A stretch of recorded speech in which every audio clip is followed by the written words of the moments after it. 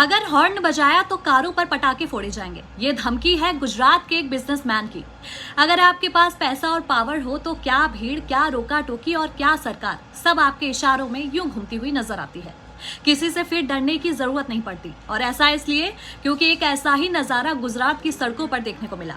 सूरत में बिजनेसमैन दीपक इजारदार के बेटे का बर्थडे था और उन्होंने अपने बेटे का खास दिन कुछ यूं मनाया, पटाखे फोड़े और जश्न भी मनाया।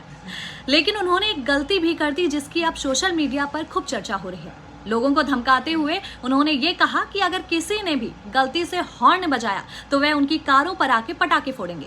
फिर क्या था, दीपक का ये वीडियो सोशल मीडिया पर तेजी से वायरल हो गया, जिसके बाद लोग अब ये सवाल कर रहे हैं कि क्या पैसा कमाना ही सब कुछ है।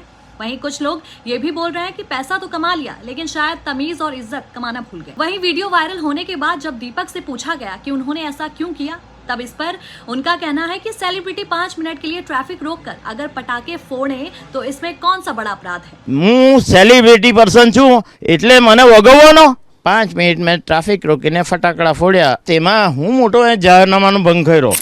आपके हिसाब से दीपक ने जो भी किया वो सही है या गलत, हमें कमेंट करके जरूर बताएं।